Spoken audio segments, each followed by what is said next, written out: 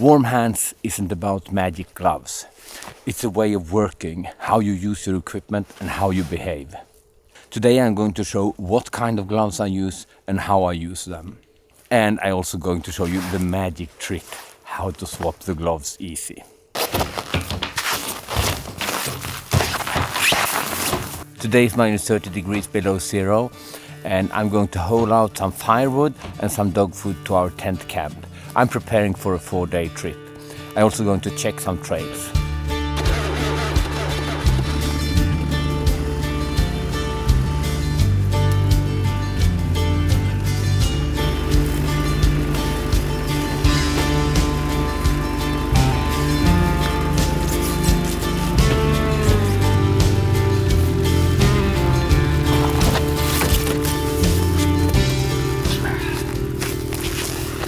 My name is Matti.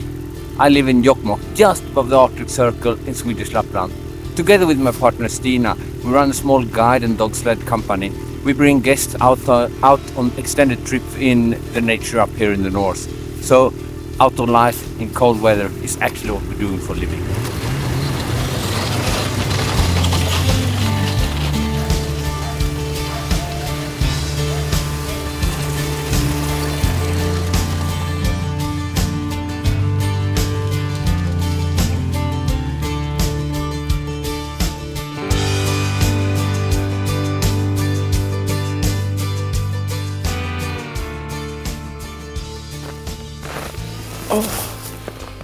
And warm.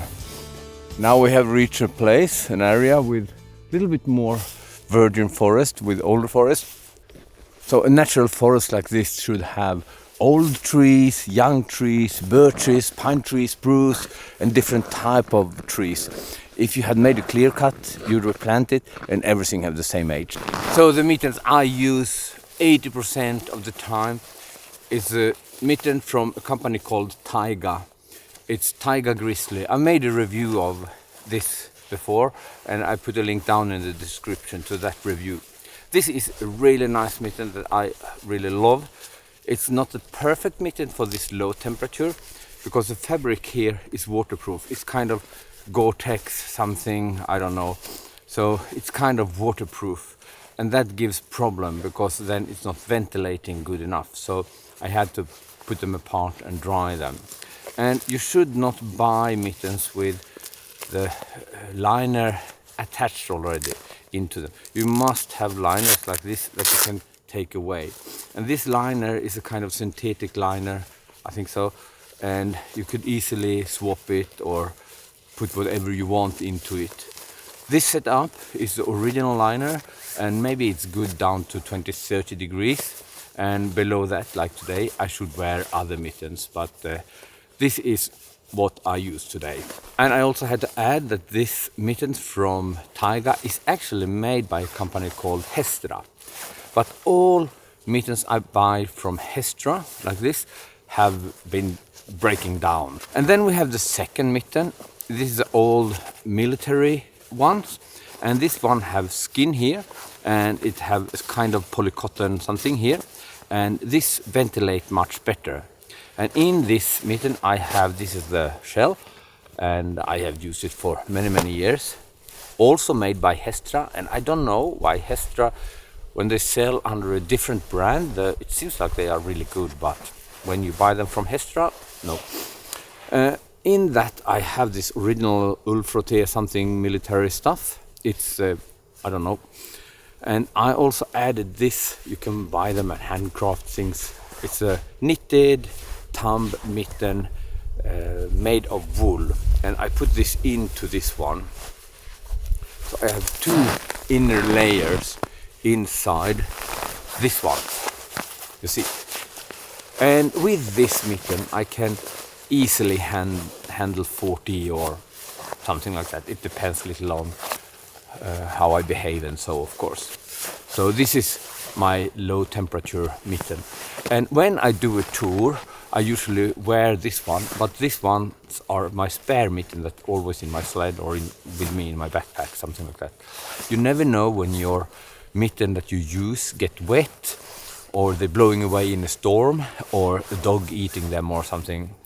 So bring spare mittens. If you are a group, maybe the whole group needs spare mittens, but I always bring spare mittens.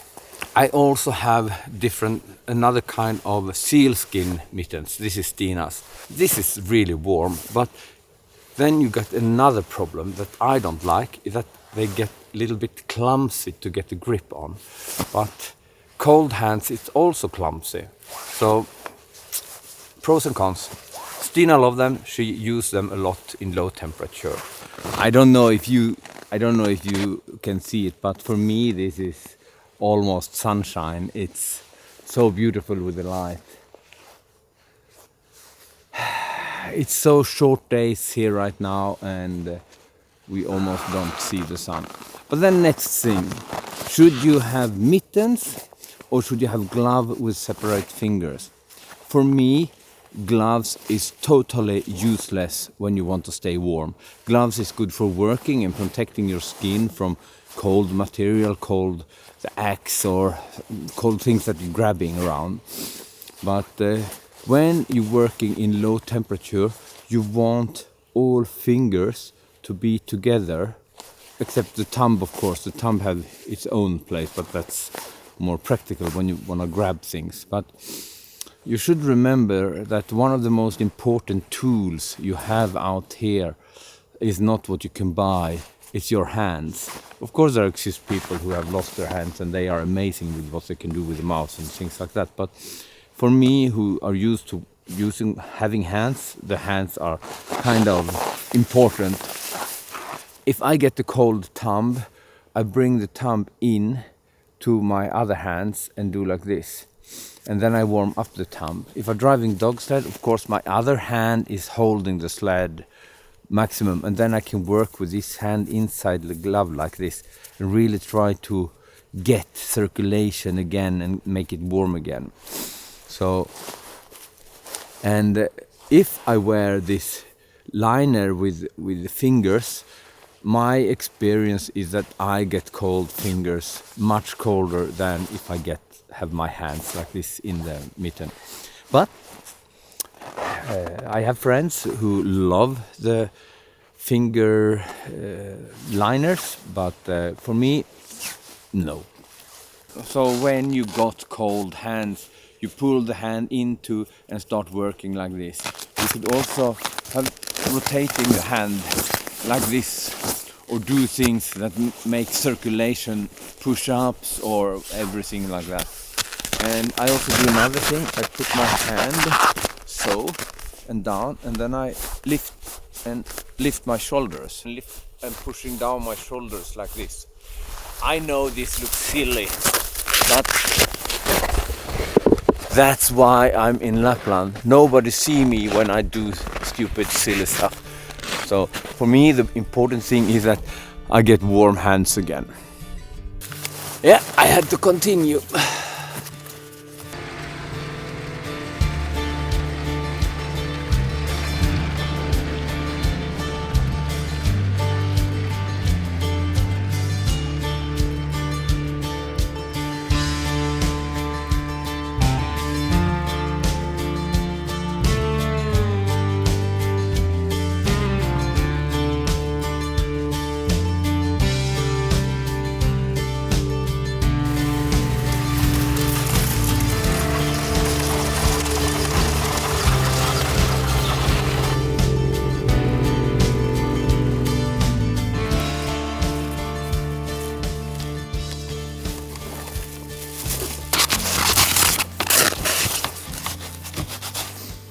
And then you're working without gloves, and then it's important that you know where it's your limit. You will reach a limit when you lose the power in the hand and you start being fumble, dropping things, and that's a kind of dangerous zone. Not dangerous, but it's a zone where you shouldn't be in. You had to stop before, or if you reach that zone, cross that limit, you had to really go working out with your whole body. There is a few things that you should be aware of, and one thing is actually this, the snow. Snow turns into water, and water make your hands wet. Wet hands are cold.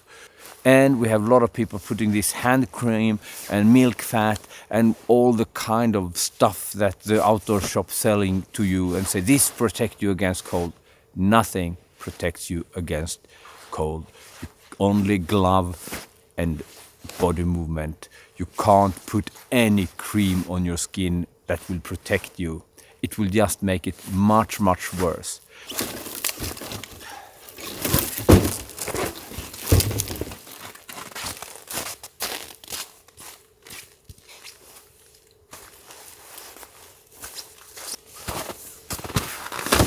It's also important to remember what you're working with.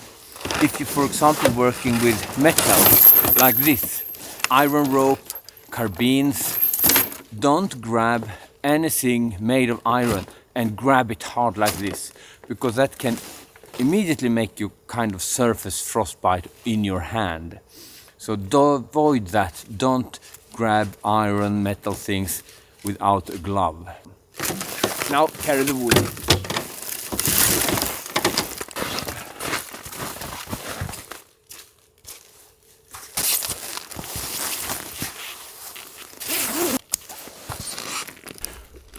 So when working with iron and things like that, gloves on.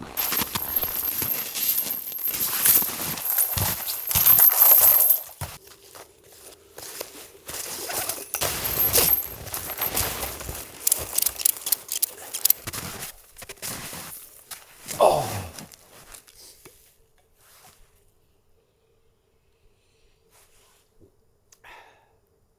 It's also a really good idea to put some kind of tape or insulation around your thermos bottle. I haven't done that because this surface can also be really cold. This time it was kind of okay.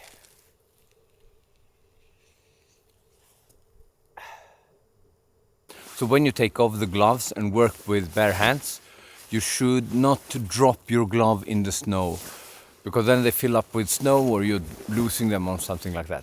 You should put them on a warm, safe place. This jacket have this big pocket here where I store my gloves, and then I know where they are. So if you have a jacket with a zipper, you can put them in the inner pocket or inside the jacket somehow so they're not falling out, because then you know where they are when you need them and they are warm when you need them. So don't throwing around your gloves, because then you will get problem, maybe. Now, I'm done here.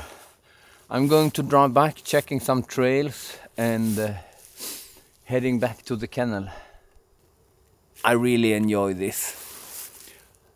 I really enjoy going out like this, being out with the snowmobile, doing things, or driving a dog team out here, snowshoeing, skiing.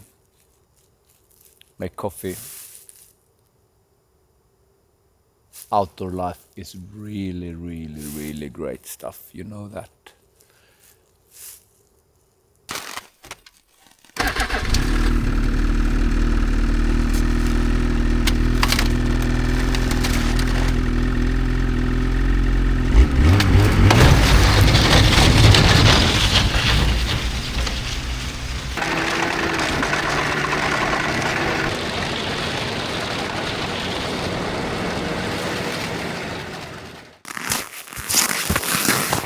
And then we had to talk about the magic grip. It's actually not a magic grip, but when you're working as a guide, some situations with guests can be very frustrating. And one of the situations is when you have, for example, a lot of dogs, a lot of guests, and you want to go away and you want to start, and the dogs are eager and it's cold and people get cold and you want to start. And then you have the guest. Every time when they take off the glove, they put them apart like this, both gloves.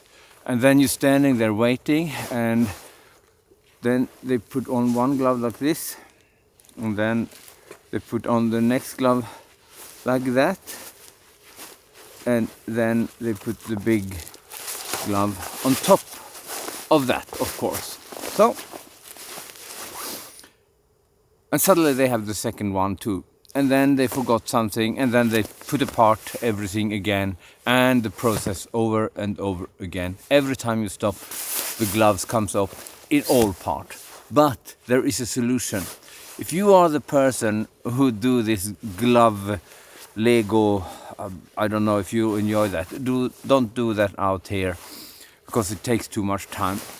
So you have the hand like this, put apart the finger like this inside the glove, and what happened then? Look here. So now my fingers are apart. I take here, grab and push between the fingers. Wow! Look! My hand is here, all three gloves is here. So I'm not ironic at all. This happens a lot, and I have to learn a lot of people to take off the gloves in a proper way, and why not learning you it? So spread the fingers, take it like this, grab between the finger, pull off everything, and then when you want to put it back, open up, find which one is the inner way and pull it back. On, quick, go, warm hands, that's what we want, isn't it? Now I continue my ride back home.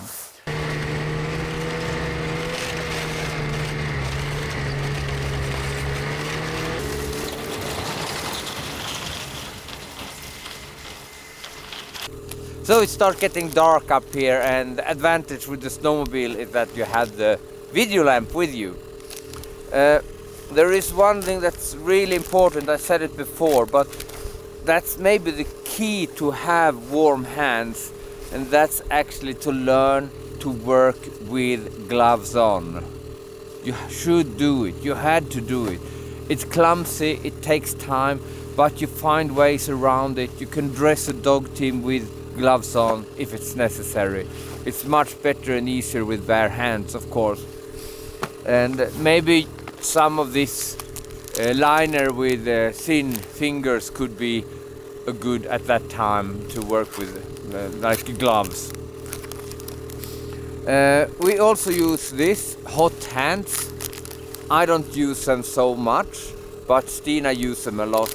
And we use hot hands that actually are foot warmers, because then you can either have them in the shoe, or you can put them between the liners in your glove. Before you put them in, you open the package and you make them in contact with oxygen, so the reaction starts, and then you put them in. You don't put them in directly, because then they will not start getting warm, and you should not have them directly on the skin, of course. So they are good. Hand warmers, but actually the foot warmers or toe warmers, that's what you should have, and use them as emergency for hands and feet. What I very often use is a rechargeable hand warmer. I have them in my backpack. I actually don't use them for warming up my hand, but I use them for warming up my camera. But it is a kind of emergency thing. If you have too cold fingers, then you switch it on and you get something at least that's warm in your glove, or you can also put it in like here or whatever. So it's a kind of safety thing, but as I said, I use them mostly for keeping my camera warm, the important stuff, you know. So finally I'm back home, and these skills about keeping your hands warm isn't something you can learn behind the screen. You actually had to go out and practice, and it's important that you do workout with your hands if you're not used to working, because you get a lot of muscles in the fingers if you use your hands, and these muscles get blood vessels because they need circulation, and when you get good circulation in your hands, it's easier to stay warm. So go out and do some work outside and shoveling snow, I don't know what you're doing, because then you also help your hands to stay warm. It's maybe good that you are getting a little bit used with working outdoors with your hand before you go into the Arctic blah blah blah expedition. So go out and practice and do stuff. It comes natural if you're doing outdoor life. I think that was everything from me today. We really enjoy reading all your comments. If you press subscribe, if you press like button, you help us with growing the channel, and you help more people to find our content if you think it's good content. But now it's time for me to go inside and have a cup of coffee, and see you next video. Ciao.